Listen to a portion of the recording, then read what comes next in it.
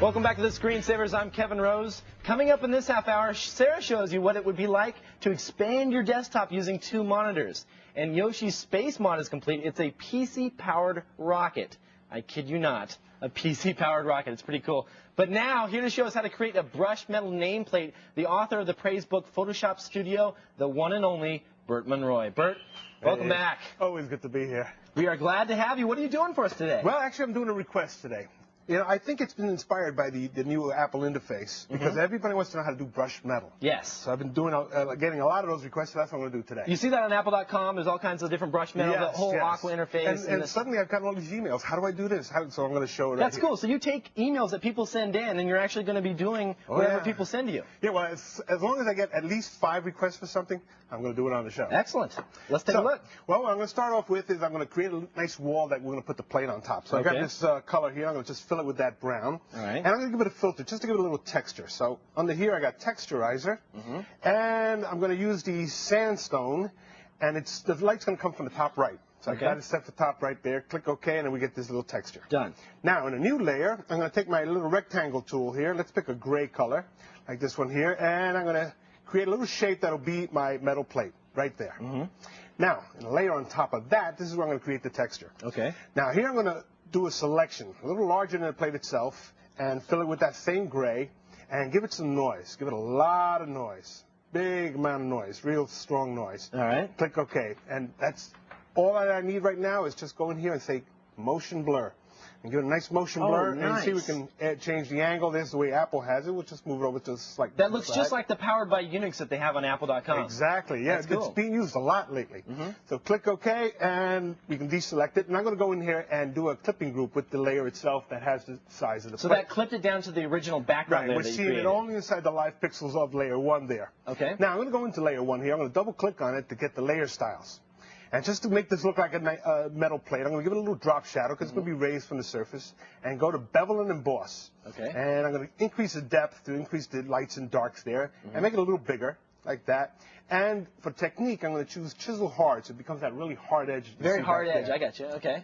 Click OK, and that's there, right? All right. Now, in a layer on top of this one, let's go here and create another layer.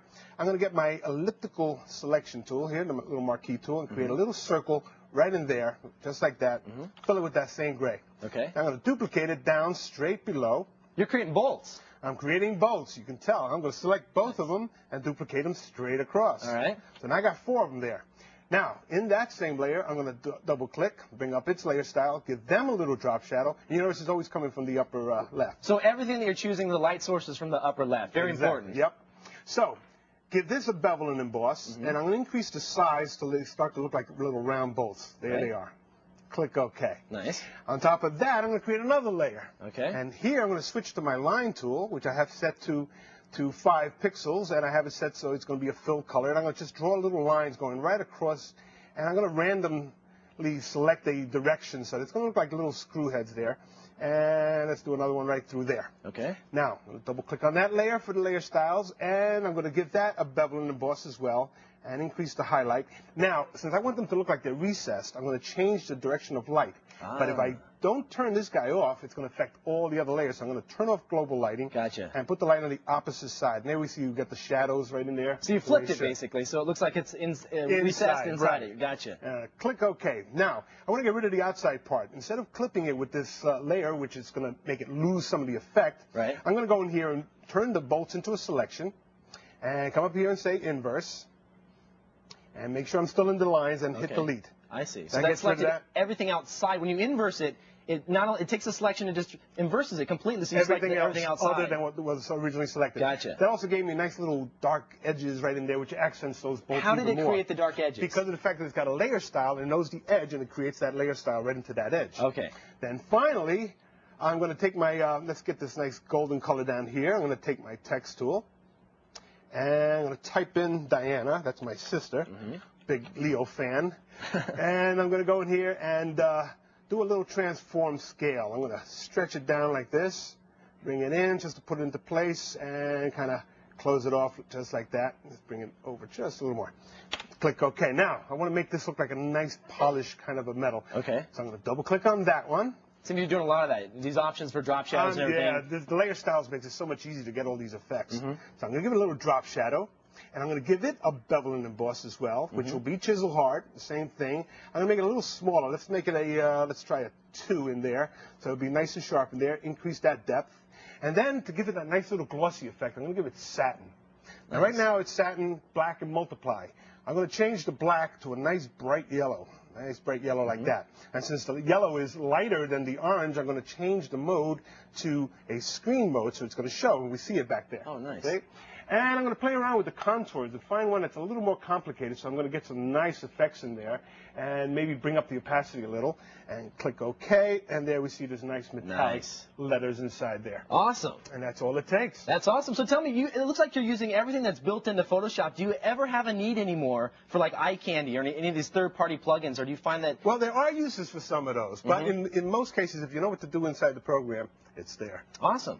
Good deal. Now, you have a lot going on right now. Yeah, I just got back from a geek cruise, which Leo's going on pretty soon. So what's the geek cruise about? You actually teach Photoshop on a cruise line. Yeah, I shot, there was Jack Davis, Deke McClellan, and I. We each taught 3 days, 3-hour classes while we were at sea. And we were there for a whole week. I gained 8 pounds in the whole week. It was something, but it was a lot of fun. It definitely was fun. Where did you go? We're planning next year.